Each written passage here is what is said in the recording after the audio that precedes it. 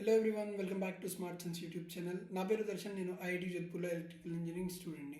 So ఈరోజు video వచ్చేసి NIT Calicut గురించి ఒక డీటెయిల్ రివ్యూ తెలుసుకుందాం. సో వీడియో స్కిప్ చేయకుండా చూడడానికి ట్రై చేయండి. లేట్ చేయకుండా వీడియోలోకి వెళ్ళిపోదాం. So coming back to the video, NIT Calicut. So basic information చూసుకుంటే క్యాంపస్ ఏరియా వచ్చేసి 285 ఏకర్స్లో ఉంది. నెక్స్ట్ అదే 285 ఏకర్స్లో 3,34,852 స్క్వేర్ మీటర్స్లో క్యాంపస్ అనేది బిల్డ్ చేసి ఉంది. దాని తర్వాత 40,000 ప్లస్ అల్యూమినై నెట్వర్క్, అంటే 40,000 ప్లస్ స్టూడెంట్స్ అనేది వాళ్ళు ఈ కాలేజ్ నుంచి పాస్అవుట్ అయ్యారు. అలాగే ఈ కాలేజ్ పేరు మీద 43 పేటెంట్ రైట్స్ ఉన్నాయి. అలాగే లాస్ట్ 5 ఇయర్స్లో 155 రీసెర్చ్ ప్రాజెక్ట్స్ చేశారు ఈ కాలేజ్ స్టూడెంట్స్. అలాగే లాస్ట్ 5 ఇయర్స్లో 4,000 ప్లస్ పబ్లికేషన్స్ చేశారు. ఈ క్యాంపస్ యొక్క ఈ కాలేజ్ యొక్క ప్లేస్మెంట్స్ చూసుకుంటే 90.9%లో ఉంది. అలాగే నెక్స్ట్ ఎన్ఐఆర్ఎఫ్ ర్యాంకింగ్ చూసుకుంటే 2023లో 23rd పొజిషన్లో ఉంది ఇంజనీరింగ్. అలాగే 2024లో చూసుకుంటే ఇంజనీరింగ్ 2025కి వచ్చేసింది. అలాగే ఓవరాల్లో 54th పొజిషన్, మేనేజ్మెంట్లో 75th పొజిషన్లో ఉంది.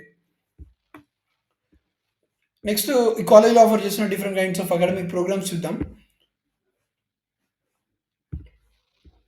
సో బీటెక్లో చూసుకుంటే మనకి computer science and engineering, biotechnology, chemical engineering, civil engineering, electrical and electronics engineering, electronics and communication engineering, engineering physics, humanities and social sciences, material science and engineering, mechanical engineering, production engineering, ఇవి ఈ కాలేజ్లో offer చేస్తున్న different kinds of academic programs. Next JoSAA cut off చూద్దాం. JoSAA cut off ఇది CSC cut of.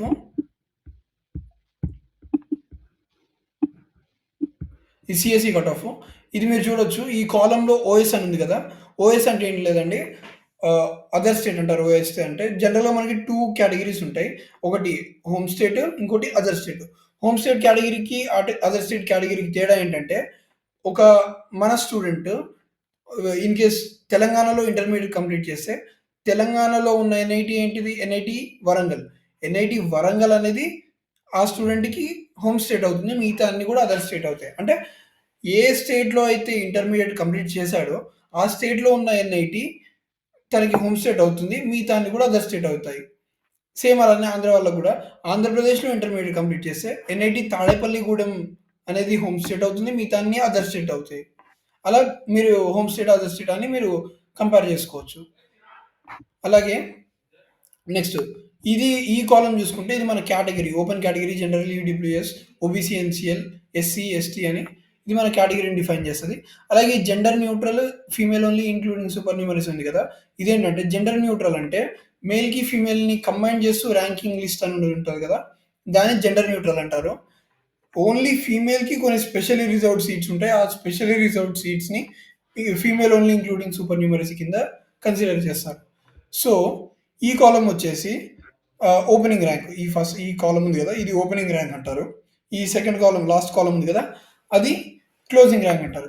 Opening rank, closing rank అంటే ఏంటంటే, ఈ college for example ఈ కంప్యూటర్ సైన్స్‌లో అదర్ స్టేట్ అంటే మనము ఓపెన్ కేటగిరీలో జెండర్ న్యూట్రల్‌లో 2614 ర్యాంక్ వచ్చిన ఫస్ట్ పర్సన్ ఇక్కడ సీట్ తీసుకున్న పర్సన్ ఇతనే ఫస్ట్ పర్సన్ అన్నట్టు.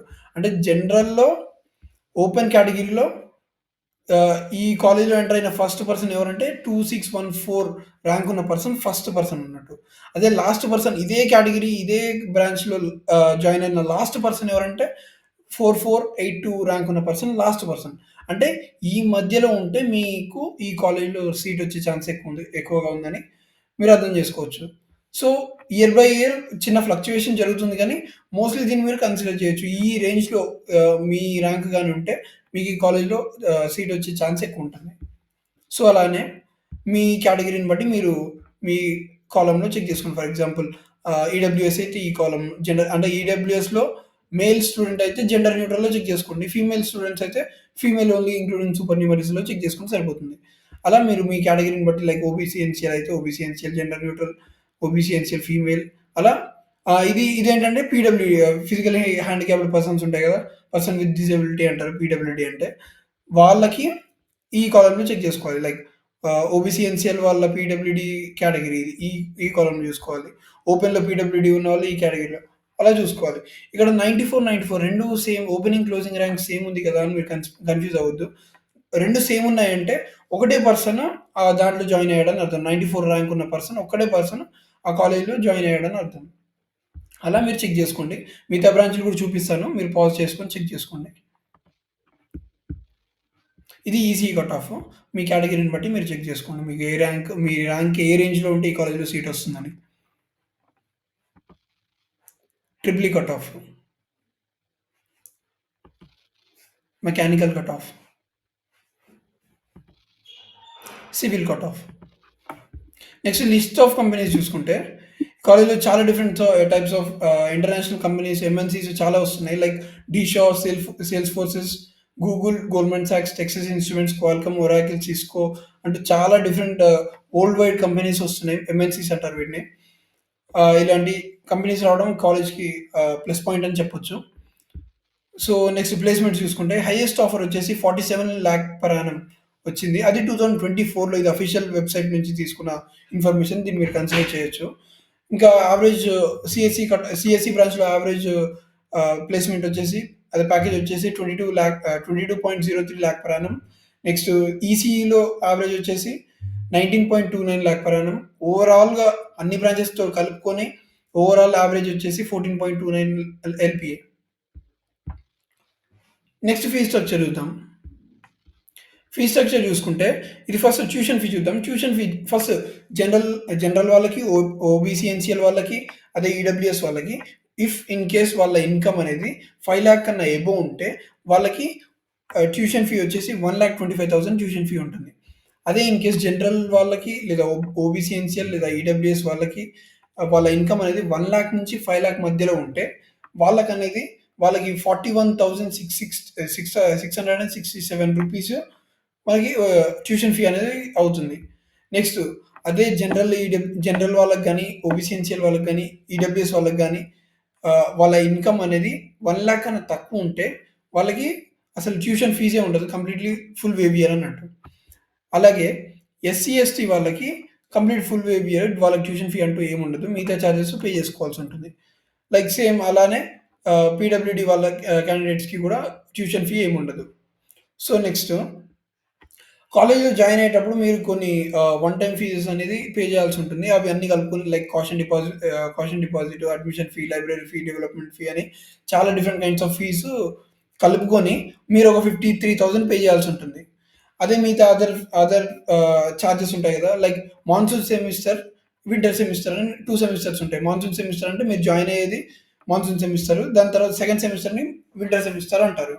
సో, మాన్సూన్ సెమిస్టర్‌లో మీకు అయ్యే ఫీజెస్ వచ్చేసి 11,786 రూపీస్ అవుతుంది. అదే వింటర్‌లో వచ్చేసి 4,000 అవుతుంది. షేర్డ్ రూమ్ ఇది. మొత్తం అన్నీ కలుపుకొని 9,000 హాస్టల్ రెంట్ వచ్చేసి ఎక్స్‌ట్రాగా 9,000 అవుతుంది మళ్ళీ. ఇది గాకుండా. అలా మీకు టోటల్‌గా కాలిక్యులేట్ చేసుకుంటే 73,786 రూపీస్ అవుతుంది. సో, ఫర్ ఎగ్జాంపుల్ జనరల్ వాళ్ళకి చూసుకుంటే ఈ ట్యూషన్ ఫీ ప్లస్ ఈ 73,000 అరౌండ్ 2 లాక్స్ అవుతుంది పర్ ఇయర్ వచ్చేసి. సో, మీరలా చెక్ చేసుకోవచ్చు. Next how to reach? కాలేజ్‌కి ఎలా రీచ్ అవ్వాలో చెక్ చేసుకుందాం. కాలేజ్‌కి వెళ్ళడానికి 2 వేస్ ఉన్నాయి. లైక్ ఏరోప్లేన్ ద్వారా వెళ్ళొచ్చు. లేదా ట్రైన్ ద్వారా వెళ్ళొచ్చు. ఫ్లైట్‌లో వెళ్ళాలనుకున్న వాళ్ళు కోజికోడ్ ఇంటర్నేషనల్ ఎయిర్‌పోర్ట్‌కి ఫ్లైట్ బుక్ చేసుకొని మీరు డైరెక్ట్ వెళ్ళిపోవచ్చు. హైదరాబాద్, శంషాబాద్ నుంచి లేదా ఆంధ్రప్రదేశ్‌లో ఉన్న ఏదైనా ఎయిర్‌పోర్ట్ నుంచి వెళ్ళొచ్చు. డైరెక్ట్ ఫ్లైట్స్ ఉంటాయి. సో, అక్కడి నుంచి ఫ్లైట్ కాకుండా ట్రైన్‌కి వెళ్ళాలంటే డైరెక్ట్ కోజికోడ్ రైల్వే స్టేషన్‌కి మీరు ట్రైన్ బుక్ చేసుకొని వెళ్ళొచ్చు. కానీ ట్రైన్‌లో ఏంటంటే చిన్న ప్రాబ్లమ్ ఒకటుంది ఏంటంటే డైరెక్ట్ ట్రైన్స్ అనేవి రెగ్యులర్‌గా లేవు. అవి వీక్లీ వన్స్ ఆర్ ట్వైస్ ఉన్నాయి. సో, మీరు డైరెక్ట్ వెళ్ళాలనుకుంటే డైరెక్ట్ ట్రైన్ ఏ డేకి అవైలబుల్ ఉందో అది చెక్ చేసుకొని వెళ్ళాలి. లేదు మీరు డేతో సంబంధం లేదు ఖచ్చితంగా వెళ్ళాలనుకుంటే మీరు ఫస్ట్ ఇండైరెక్ట్ ట్రైన్ లాగా ఫస్ట్ హైదరాబాద్ నుంచి పాలక్కడ్‌కి డైరెక్ట్ ట్రైన్స్ ఉంటాయి. పాలక్కాడ్‌కి వెళ్ళి అక్కడి నుంచి మీరు కోజికోడ్‌కెళ్ళొచ్చు. అక్కడి నుంచి ఒక 3 అవర్స్ జర్నీ అది అట్లా ఉంటది. అక్కడి నుంచి మీకు కంటిన్యూయస్‌గా ట్రైన్స్ దొరుకుతూనే ఉంటాయి పాలక్కడ్ నుంచి. అలా మీరు ఇండైరెక్ట్‌గా కూడా వెళ్ళిపోవచ్చు. So, at last thank you everyone. Video informative అనిపిస్తే ఒక లైక్ చేయండి. అలాగే ఛానెల్‌ని సబ్స్క్రైబ్ చేసుకొని సపోర్ట్ చేయండి. ఇంకా మీకేమైనా ఎలాంటి డౌట్స్ ఉన్నా కామెంట్ సెక్షన్‌లో కామెంట్ చేయండి. I will definitely reply you back.